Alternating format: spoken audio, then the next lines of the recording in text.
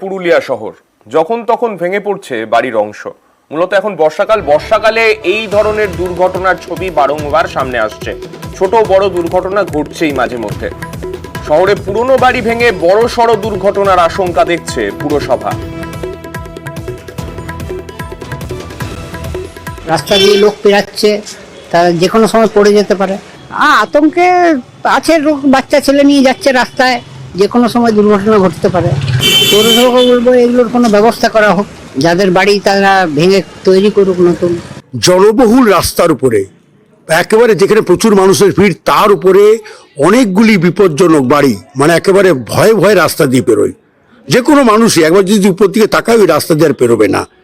আমি শুনেছি পৌর প্রধানের গোচরে গেছে, কিন্তু আমি অনুরোধ করব ব্যক্তিগতভাবে পৌরপ্রধান এবং জেলা প্রশাসনকে যে খুব তাড়াতাড়ি এটা স্টেপ নিতে। কেননা বিপদটা হয়ে যাওয়ার পর স্টেপ অবশ্য নেওয়া যাবে, মানুষগুলোর জীবন ফেরত পাওয়া যাবে না। এটা কতটা বিপজ্জনক, এই যে ভেঙে পড়ছে? ভয়ানক। না আপনাদেরও ক্ষতি হতে পারে? যে কোনো লোকের হতে পারে অসুবিধে। কখন এই বর্ষায় বেশি জল জমে যেতে পারে, তারপরেও ভাঙতে পারে। আমাদের প্রতিনিধি ইন্দ্রজিৎ রয়েছেন আমাদের সঙ্গে। ইন্দ্রজিতের কাছে যাব। ইন্দ্রজিৎ, এই জায়গায় এতগুলো বাড়ির এই রকম পরিস্থিতি, পুরসভার তরফে এখনো পর্যন্ত কি চিহ্নিতকরণের কাজ শুরু হয়েছে বা কি কি পদক্ষেপ নেওয়া হচ্ছে পুরসভার তরফে?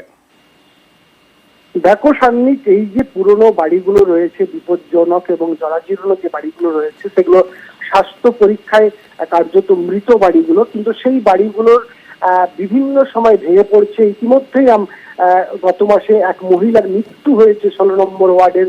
ফলে স্বাভাবিকভাবেই পুরুলিয়া শহরের মানুষ যারা যাতায়াত করছে শহরের রাস্তায়, তারাও আতঙ্কে রয়েছে। অন্যদিকে পৌরসভাও বিষয়টি গুরুত্ব দিয়ে দেখছে। ইতিমধ্যেই 50টি বিপজ্জনক জরাজীর্ণ বাড়িকে চিহ্নিত করা হয়েছে এবং তাদের চিঠি দেওয়া হয়েছে, নোটিশ দেওয়া হয়েছে যে তারা নিজেরা যেন বাড়িটি ভেঙে যায়। কিন্তু এক্ষেত্রে একটি সমস্যা হয়েছে, শরিকি বিবাদ বা আদালতে বিচারাধীন থাকার কারণে এইসব বাড়িগুলো নিয়ে পৌরসভা কিছু উদ্যোগ নিতে পারছে না বলে জানিয়েছেন পৌরপিতা।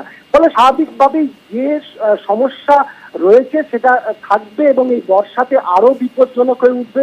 ফলে স্বাভাবিকভাবে শরিকি ঝামেলা মেটানো, অন্যদিকে আদালতের বিচারাধীন ব্যবস্থা থাকায় পৌরসভা যেমন উদ্যোগ নিতে পারছে না, তবে পৌরসভাকে আরো কড়া মনোভাব দেখাতে হবে। তার কারণ শহরের মানুষ যারা শহরের রাস্তা দিয়ে যাতায়াত করছে, তাদের বিপদ হতে পারে, বিপদ হচ্ছে এবং এই বর্ষাতে আরো বিপদ বাড়বে। সান্নিক, একেবারেই ধন্যবাদ। আমরা অলরেডি আমাদের ইঞ্জিনিয়ারিং সেকশনের এসিস্ট্যান্ট ইঞ্জিনিয়ার, এসএই এবং সমস্ত জুনিয়র ইঞ্জিনিয়ার যারা আছেন ওয়ার্ড ভিত্তিক, তাদেরকে ওয়ার্ডে সরেজমিনে নামতে বলা হয়েছে। কোন কোন বাড়ি ড্যামেজ অবস্থায় রয়েছে, কোনগুলি ভগ্নদশায় রয়েছে, বিভিন্ন জায়গা থেকে যে সমস্ত অনেকে চিঠি দিয়ে জানাচ্ছেন, পাবলিকলি ফোন করে জানাচ্ছেন, এবং আমরা মোটামুটি শহরে জানি কোন কোন এলাকায় কোন গলিতে কোন কোন বাড়িগুলো ভগ্নদশা অবস্থায় রয়েছে, যে কোনো সময় ইনসিডেন্ট ঘটে যেতে পারে। সেইগুলোকে চিহ্নিতকরণ প্রায় হয়ে আসছে, লিস্ট তৈরি হচ্ছে। আমরা বাড়ির মালিকদের নোটিশ করছি, যারা কর্তৃপক্ষ যে ইমিডিয়েট ব্যবস্থা নিন, কারণ এটা তো বাড়ির মালিকের দায়িত্ব। ওই বাড়িগুলোকে আমরা ঘোষণা করব, ইনসিডেন্ট যাতে না ঘটে তা ডিমোলাইজড করব। টানা ভারী বৃষ্টিতে বিপর্যস্ত